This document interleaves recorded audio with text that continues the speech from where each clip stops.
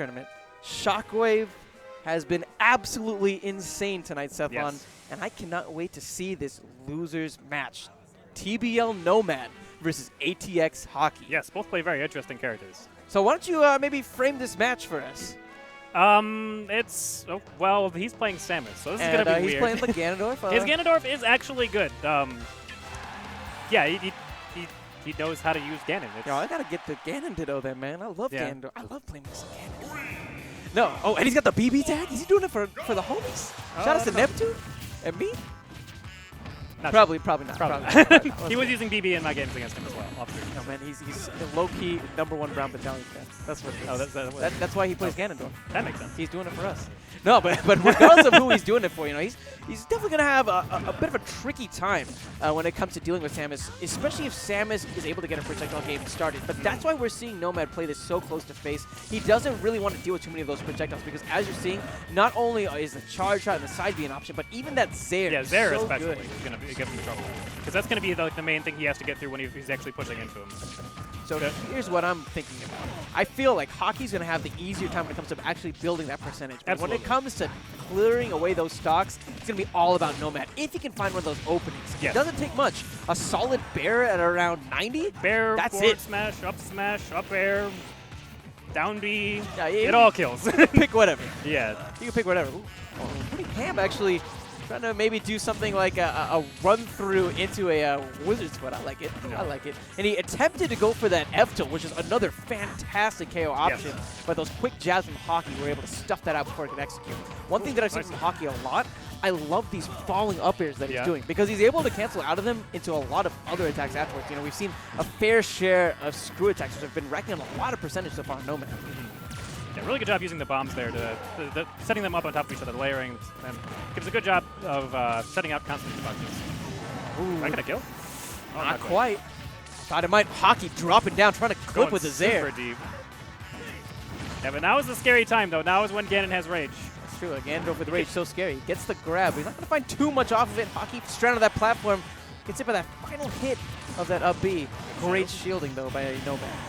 Ooh, gets clipped by that final hit. Really good coverage on the up smash, covering so much space in there. And if he had air dodged at all and gone to any part of the stage, he would have got clipped by it. Falling Nair from Nomad is going to be putting HaKii off stage. Oh! Yeah, he was doomed. Gibb is already caught. He said, that's it. You know, when you lose that invulnerability, not much you can do. Not much you can do. That's a stock.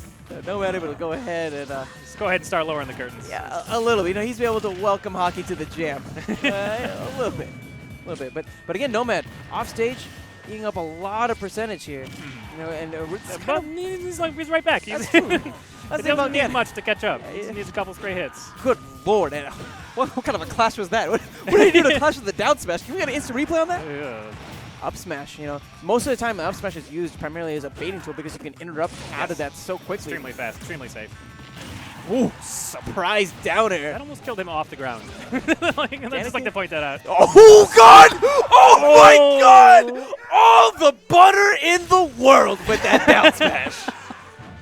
Cooking with Paula Deen. I love it. I love it. That was the Ganon cannon, my friend. Yes, see? The Ganon cannon. Oh! Oh! Do not pan this camera down. No one wants to see that. No one wants to see it. Esports. Esports, yo. Top 10 things you don't want to challenge. Whole venue just saw that on the hype cam. The whole venue just saw that on the hype cam. Good lord. I see the did you just in chat. I see the did you just. That man definitely got that down smash, and HaKii is going to be getting this counter pick of Battlefield. And he's working it to all that it's worth. 52%. Oh, we're still counting. Don't stop yet. I can't count, man. No, that's okay. That's okay. No one It's all good. Only making Ganon angrier, though. A little bit. Ganon's got that rage, that's true, but Nomad hasn't been able to find too many openings, but like we saw in the second stock of that last game, He doesn't need many openings. he doesn't need very many. He needs like 3. He needs 3. Well, maybe we should start counting. A 1? A 1. Oh, if he had landed with That actually has a surprising amount of range. I got clipped by that in our play. Oh yeah, it's a pretty scary move. Pretty scary move. Ooh, great back air. I just started, I think, at the top of that hitbox. That was fantastic. Yeah. Gotta love that get up attack. Just smacks you out of the way. Please, I'm Ganon. Be gone.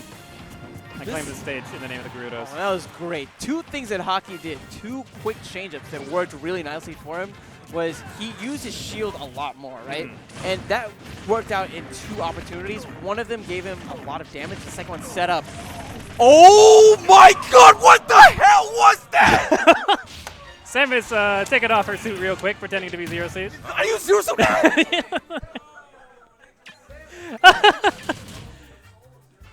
That just happened. Okay. What's going on? What is this game? What game are we watching, JV?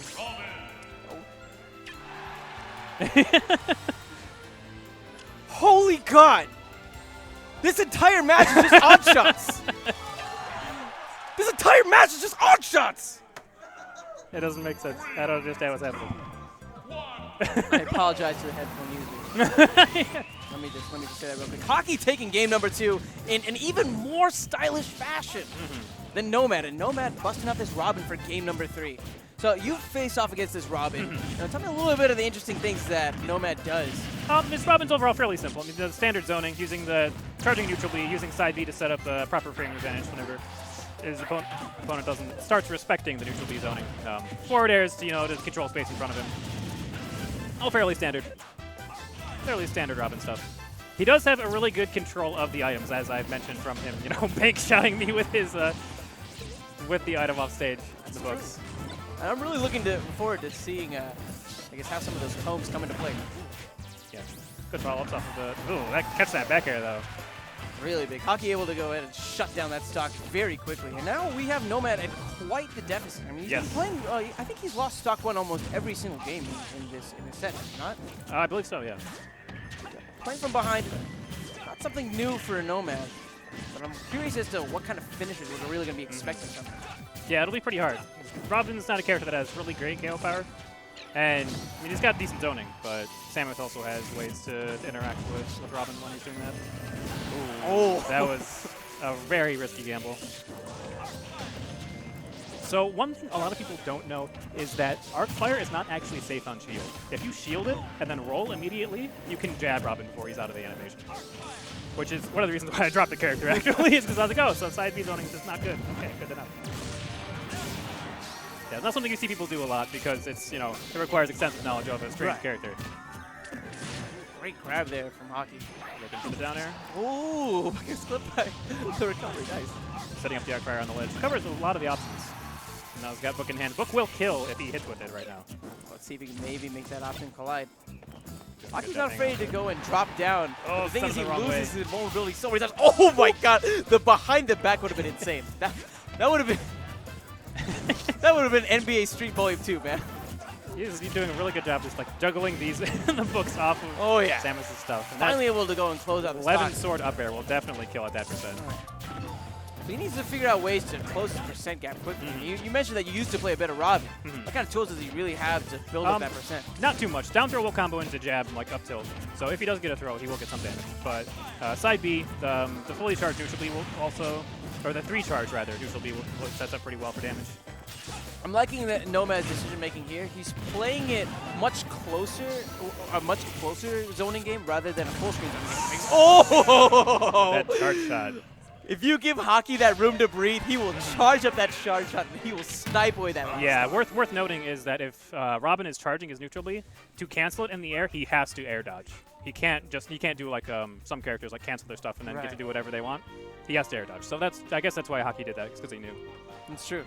That's true. Well, great set overall. Absolute insanity for our first losers bracket match. Hell of a game.